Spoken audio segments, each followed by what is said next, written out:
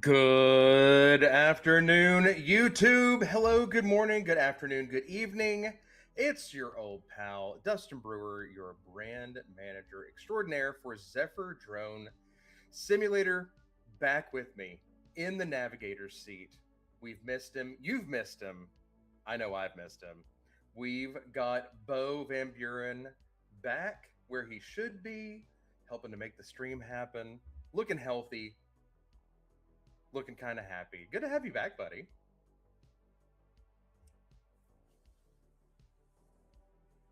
Oh, surprise. Hey, at least this time we can hear you. I can hear you. I actually had the volume on the stream a moment ago.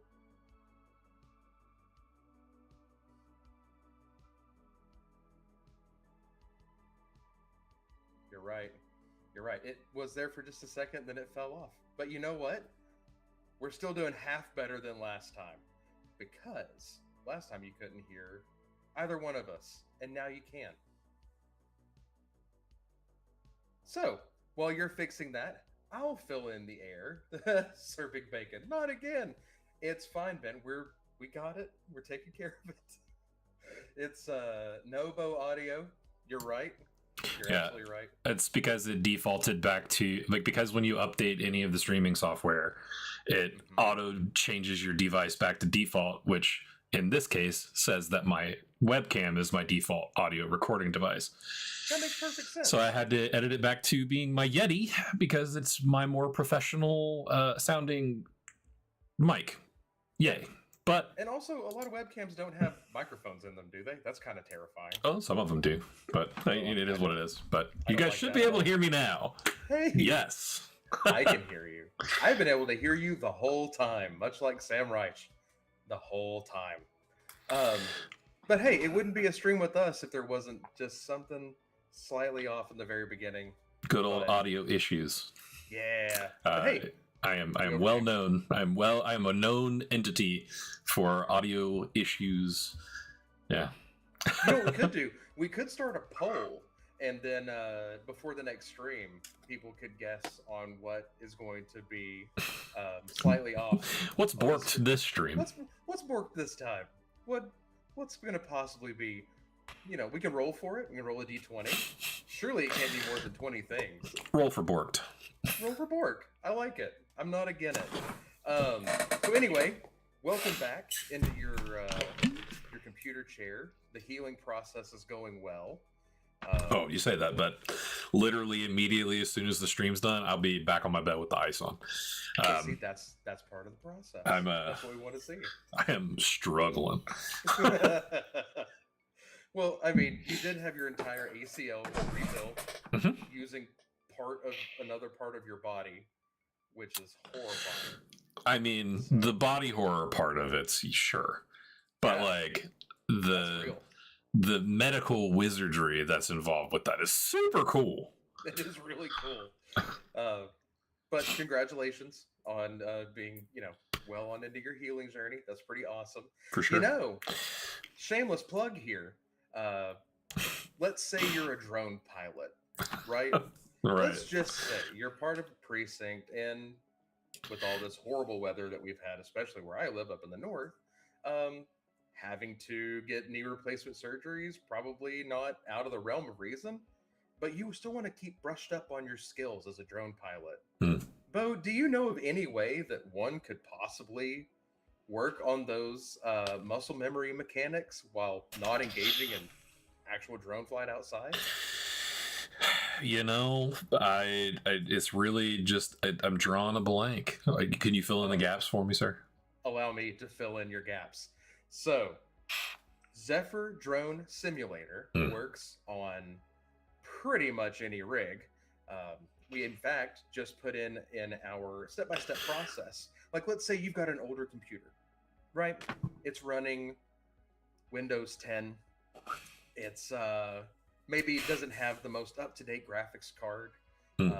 Power supply might be a little struggling on the struggle bus.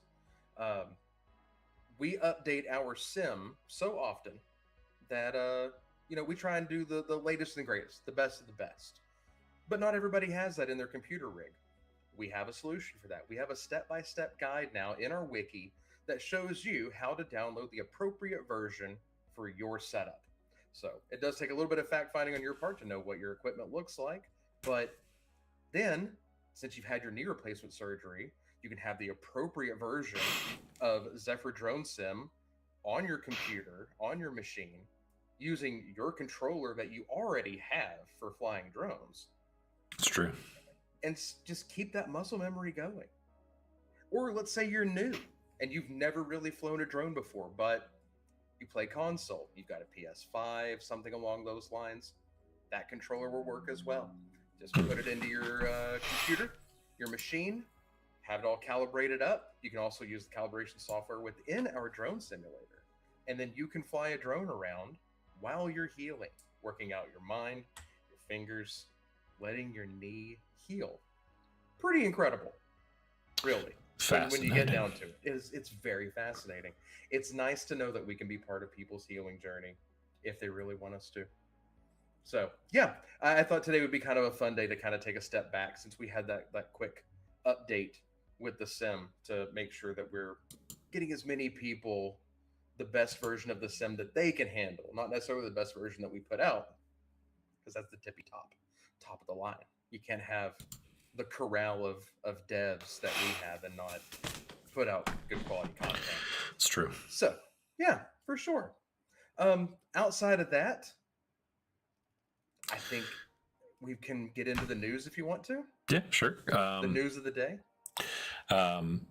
There's always good news.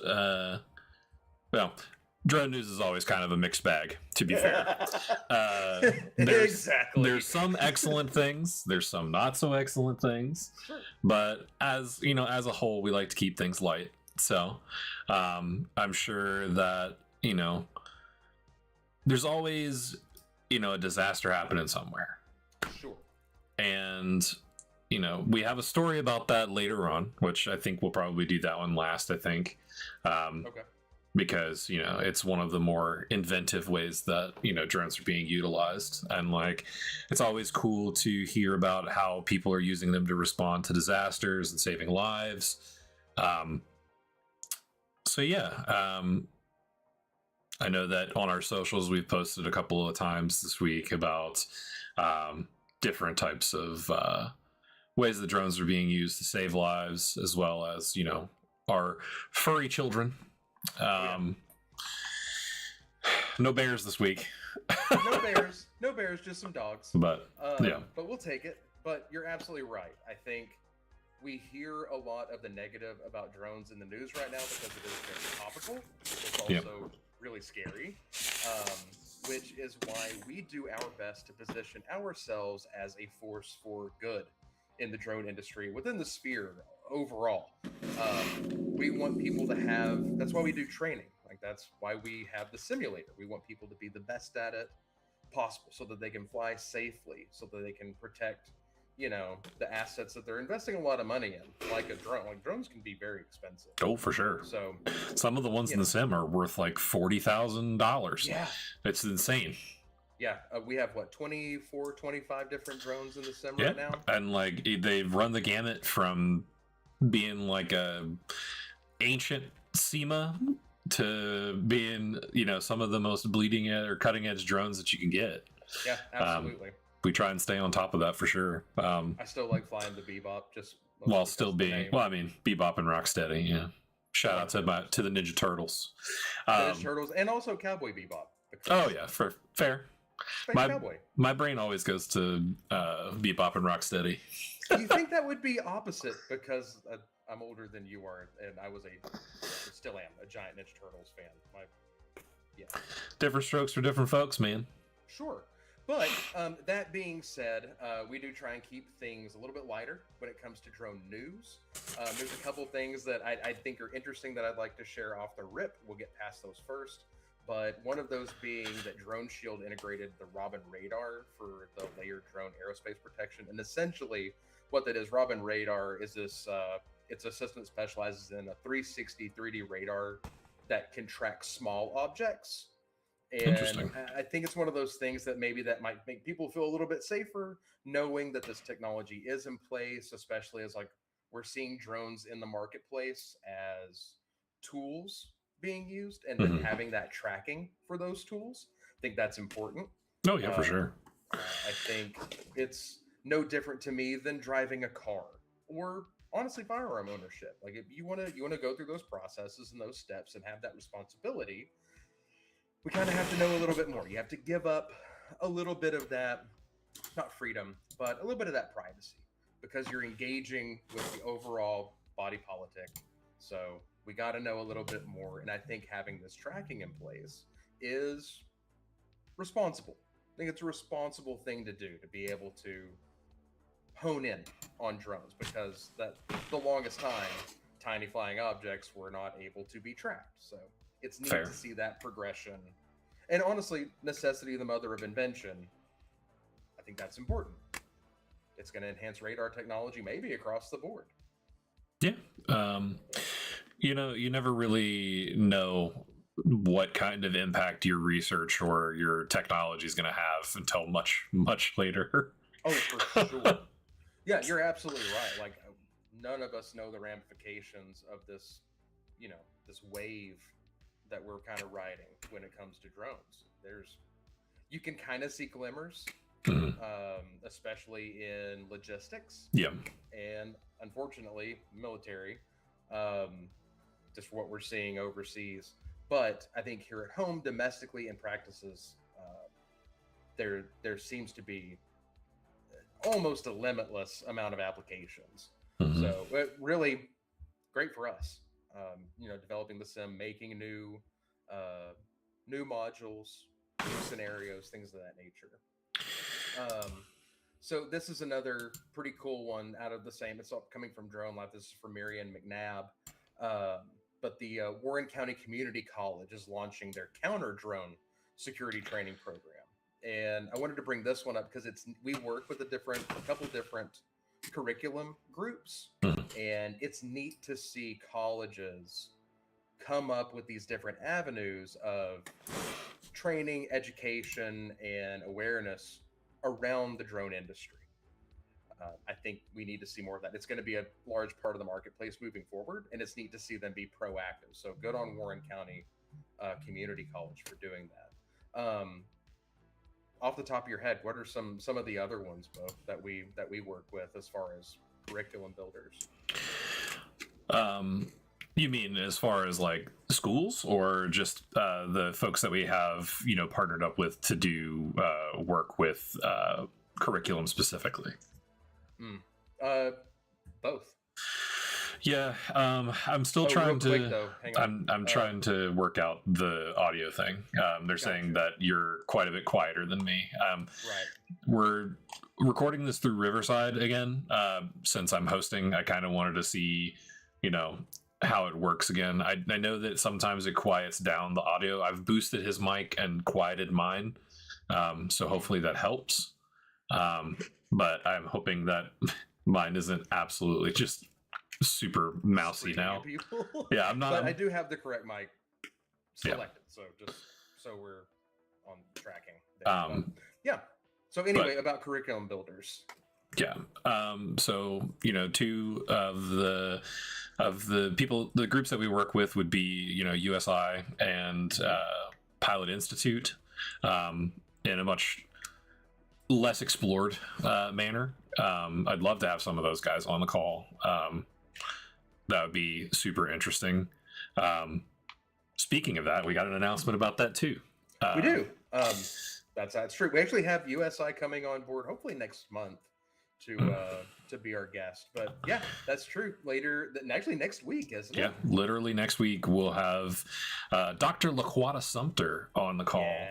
Yeah. Hopefully I'll have all the audio issues sorted by then. Trying to come across as professional. Don't want to embarrass myself in front of Dr. LaQuata. No, definitely not, because she will call us out on it. Oh, for sure. Live and in person. But yeah, so as far as like curriculum based partners, you have the main ones would be USI and Pilot Institute. Yeah. Pilot Institute, again, our heroes at CUAV last time Mhm. with the 18-foot tall ladders that had me much higher off sea level than I wanted to be. That was a little nerve-wracking. But shout out to those guys. Really appreciate them. And USI also, like this new project that we're working on with them and doing some cross promo and cross branding has been really fun. They've been a partner of ours for a while. So really neat to see. And they supply different curriculum build outs for institutions so that, as they get these new professors, they have essentially a set study guide group curriculum that they can apply, and then the professors can start to flesh it out themselves. But it does focus on things like certifications, training, and using the simulator to be able to help out multiple people learn these skills and mechanics without having 30 drones up in the air at a time and then risk them flying into telephone wires, electrical wires, trees, each other, Well, traffic. Classic. Classic. The ones that you usually have to worry about. Right. That is something kind of interesting, though. I wonder how long it will be before we see a spike in drone insurance. And It's actually funny that you mentioned that. A couple of the shows that Kyle and I used to do to back when it was just him and I pretty much hitting the pavement for Zephyr, got brought up a lot sooner than I was expecting it to be, like drone insurance specifically. Yeah. They were still trying to figure out what that even entails. So I'm curious to see where that's evolved, because we're not super involved with the insurance side of things, but I gotta imagine that there's a market for that. Absolutely. And not even just drone insurance in particular in and of itself, but you gotta figure how long will it be before your homeowner's insurance has a drone drone protections or vehicles or you name it. Especially this kind of goes in with the next story that I pulled. This is from Ishvina Singh. This is actually a drone DJ off of their site. Like a disc jockey? No, it's a lot more to do with DJI stuff. Gotcha. But also kind of drone disc jockey. They have developed a 300-mile reach cargo drone that they've been testing. This thing looks wild, absolutely wild. It's got 8 props on it, 4 facing forward, 4 up top, and it is made to take off, land, and carry really heavy stuff, electric vertical takeoff and landing. So it's got the eVTOL. Interesting. And the U.S. Department of Transportation's doing some final tests on it. This is going to absolutely revolutionize how we get products across the nation. 300-mile jaunt, that's not nothing. Yeah, I can't it can't help but make me think about the episode of South Park with the drones. Right. Which one? The one where they're doing all the delivery and it's the gang warfare in the air. Oh, absolutely. Yeah. Well, again, just like with planes, are we going to see air traffic control that's strictly for drones? Are we going to see dedicated areas that are set aside for drone takeoff, landing? How does that look at your home? How does it look at a business? I don't know. There's just so many other factors that can go into this. I thought that was fascinating, though, that that's quite the range. Yeah, for sure. It further solidifies that you can just pick an industry and there's some part of drones in it. Absolutely.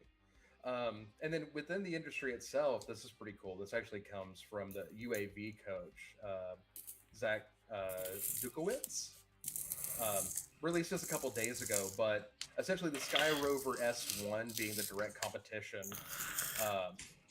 to the DJI, the higher end mini drones that they have out in their line. So I think they're probably positioning themselves past that DJI cutoff, essentially, that's being rammed down the throats of the American people. Yes. So this is somebody taking an opportunity here. But that's not the worst thing in the world. It's neat to see, Sky Rover come out with an alternative. Yeah, it'll be interesting to see like how they bridge the gap, because as we said before on the calls, like one of the big differentiating factors and the reason why DJI has such a big market presence is because they're offering a certain level of quality at a certain price point, and like that's where people are getting, absolutely just taken to the cleaners by DJI. So like, yeah, having the quality and the level of just the polish that the product has at the price point is the main struggle, I think, for competitors.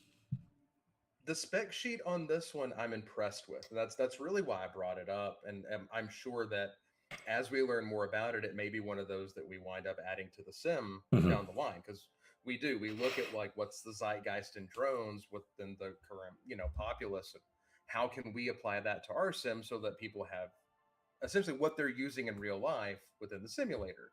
And the specs are great on this, under 250 grams.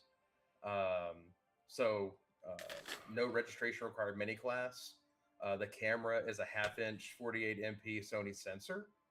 Okay. Pretty good 4K video, 60 frames per second, 3-axis gimbal, 40 minutes of flight time, which is in and of itself for a mini that's outrageous. That's pretty substantial, yeah. Transmission up to 7.4 miles, so 12 kilometers. Right, but what's the price point? $300. Okay, $300. So that is in the realm of competition, is what I would say. That's exciting. What I thought kind of set it above, and that's, to me, that makes it a competitor, like a true competitor. Really, the first one that we've seen hit the market in a while that can compete on that level. Yeah, that's very interesting. Absolutely, I think so too. I'm excited to see how that develops, and see if that's something that we can apply to what we have in our roster of drones. Well, it's one of the boons that we have for being a drone agnostic or a brand agnostic platform. Sure. Is that we just have everything. And then where we really shine is through the perfectionist take that we have on the physics of the drones. So as far as like addressing those specific criteria, I feel like we're a cut above. I'm a little biased. I agree. I'm a little biased, but it would be weird if we weren't, seeing as how we're the marketing and branding team for fair enough for the company. But to your point, like, remaining brand agnostic allows us the opportunity to listen more to the consumer, the client, and what their needs are, as opposed to anything that would be product specific. And I think that actually gives us a lot of freedom to really give the people what they want. I'm all about giving the people what they want. That's fair. Like, if you want to crash this new $300 drone, you can do it in the sim. You can do it. When we add it to the sim, you can do it in the sim. Right. So right now, you can just use one of the other 24 that we have loaded in there. Bo, I have a question for you. Pop quiz. Can you shoot down a drone when it's flying over your property? As a drone owner, I wouldn't want that to happen, but as an American, I believe you should be able to. But I technically don't own the air above where I live. So I don't know. That's a tough one. I think my gut instinct would probably be one akin to the ones of the people around me, which a lot of rednecks like shooting things out of the air. And I do live in the middle of nowhere. So I think I even read a story once where a guy threw a spear at one. But, well, Stu says depends on state and local laws. It is also welcome in, Stu. Welcome in, Stu. It is a federal crime. Really? It's on the federal level. It is a federal crime. You cannot. The government trying to come and tell me I can't shoot a drone out there on my own property? I come from a long line of bootleggers and politicians. So this is near and dear to my heart. But no, shooting down a drone, even over your own property, is a federal crime. Um, it is pursuant under 18 USC 32. And essentially, if you want to go look that up, it's on the FAA website, or you can look it up. Like Forbes did an article on it. What level of offense is it? Is it a misdemeanor or is it a? It is a criminal mischief damage. Would be the closest thing that you could probably pin it down to. But it could also be a state crime. So Stu's half right. It does depend on where you live and how you live in. But put on my tinfoil hat real quick. Yeah, Uncle Sugar, you shoot down a drone, and Sam's gonna come read you the riot act. I don't recommend it, but for anybody out there questioning that, I have been asked that before, and I went and visited my folks in Texas. Well, what if it's flying over my property? I just shoot it down. Now you know that can be a federal offense.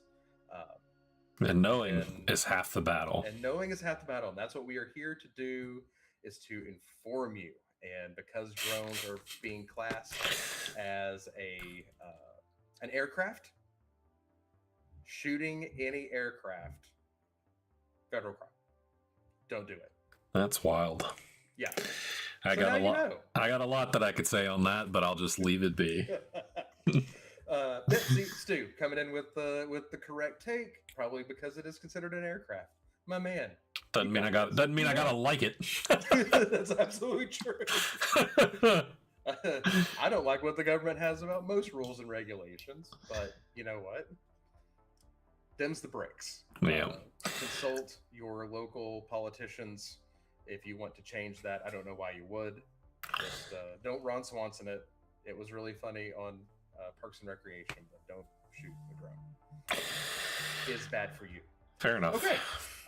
Yeah. So moving right along, I'm gonna close out this one. Something I did want to bring up, which is really cool.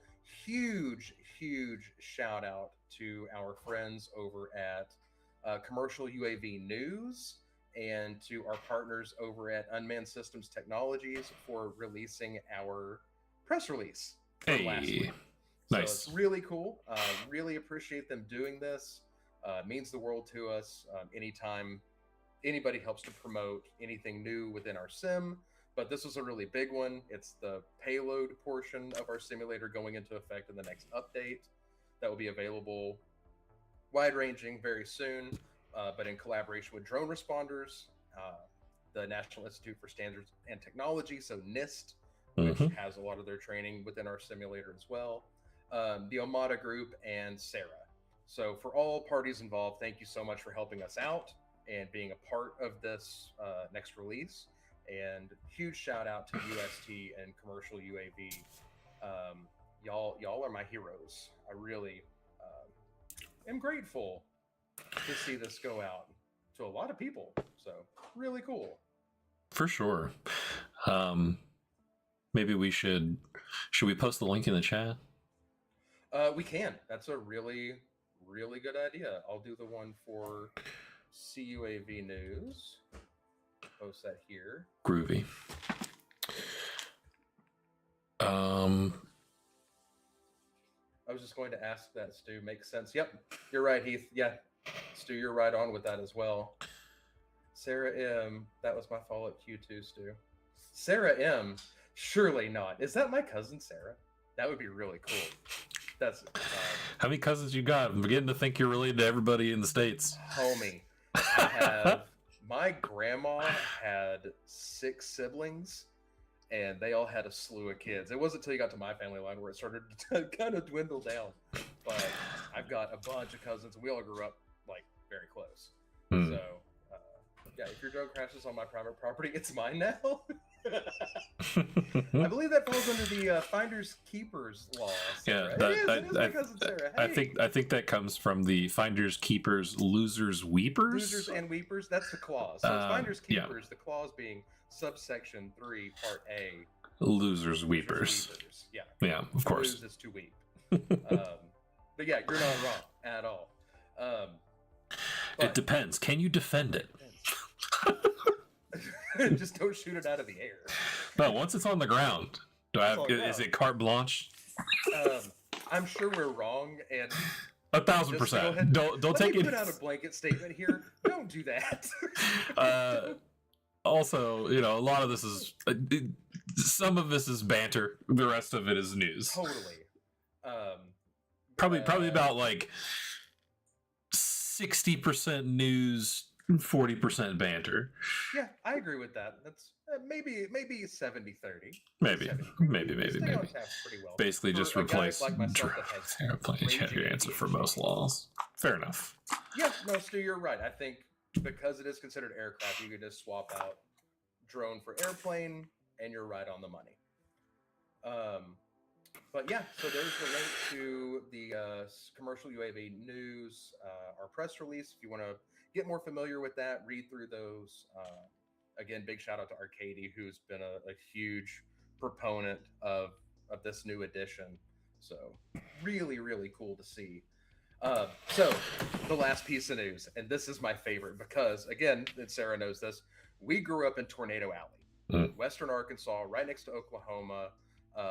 My hometown of Van Buren in '96 was hit by an F4 and did some major damage. We were out of school for like a month.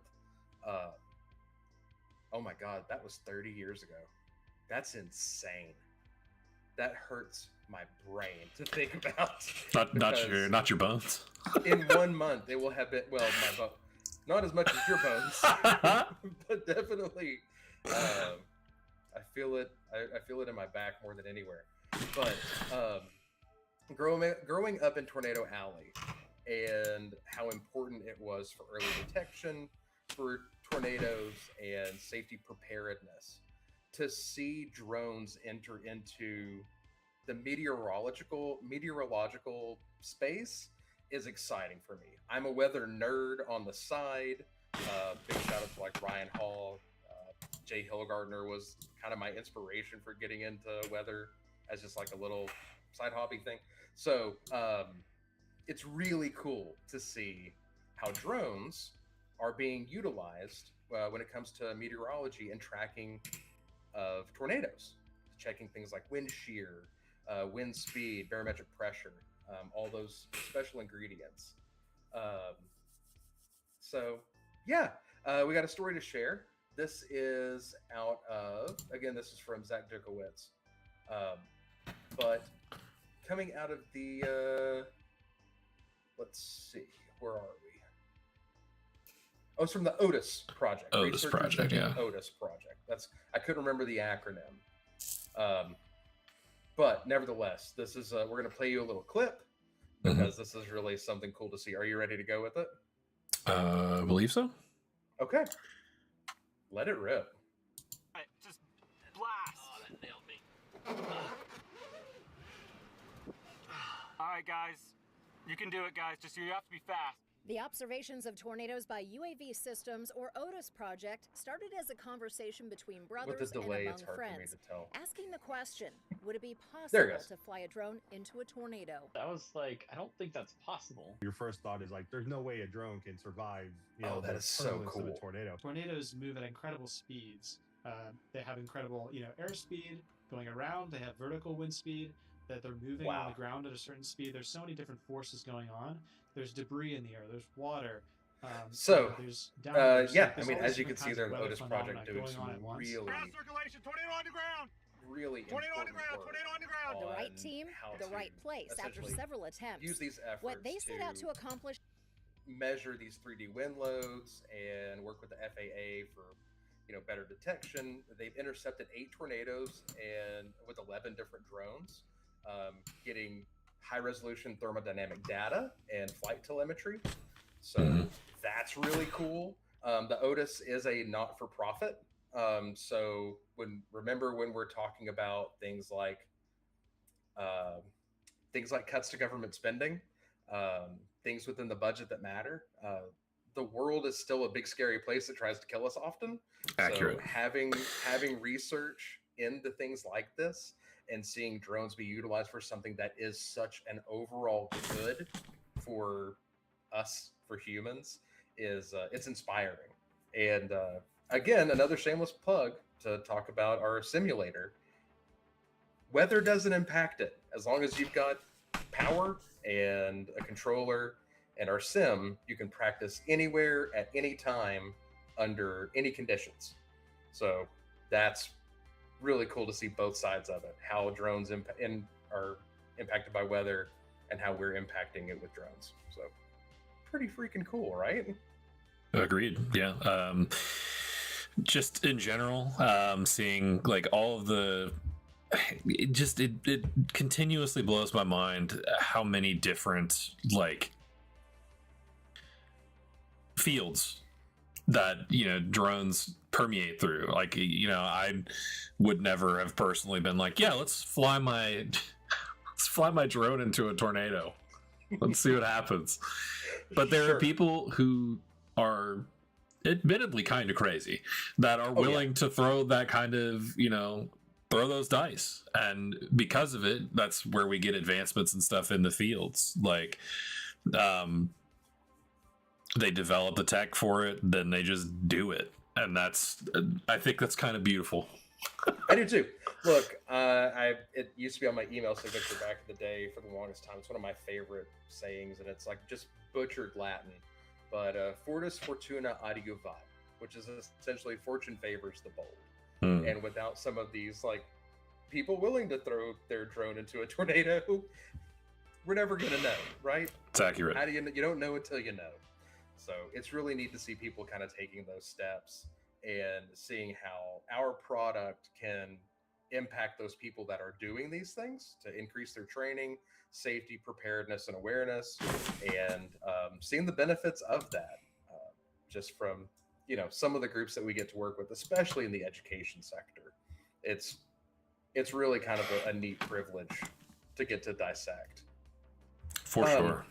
Yeah. So other than that, some really cool updates coming to our website. I believe people are going to be really pleased to see a lot of ease of use there.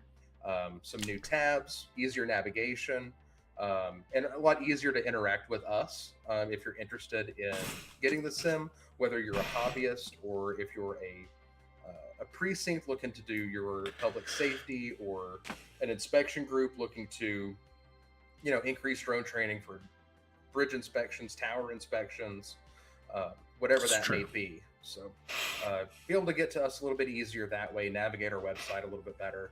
And then the new releases coming to the sim itself with the payload and hopefully thermal.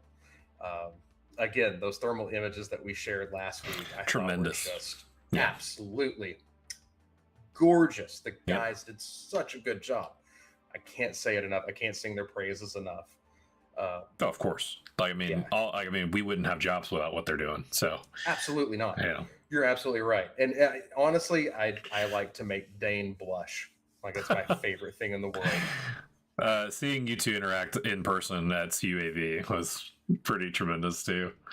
This is horrible. I love him to death. I can't wait for the next time, because the not only is he a master of the meme and the GIF. That's right. I pronounce it GIF. It's okay to be wrong. He's also just a dynamite guy. Everybody that we work with it's a true privilege. Great group of people. So be on the lookout for those. We will post it to our socials when the updates are coming down the line. We'll do another press release through UST, Unmanned Systems Technology. So if you're not subscribed there, and check here. We'll be increasing our short form content. We will be going live again next Thursday with our special guest, Dr. Laquata. So really looking forward to that. And Bo, we need to get your knee back on ice. Yeah, for sure. I've expired my time on my desktop for the day. Understandably so. I thank you so much for being a trooper, buddy. It's good to see you healing. It does my heart some good. Any parting thoughts? Be good to each other, and I think things are a lot nicer in the world than they seem to be. I agree, buddy. Well, try and keep the sunny side going. Be cool to one another, and we will see you back here next Thursday, 1 p.m. Eastern time, with our special guest. Until then, Dr. Laquata. Dr. LaQuata. Until then, take care. Bye now.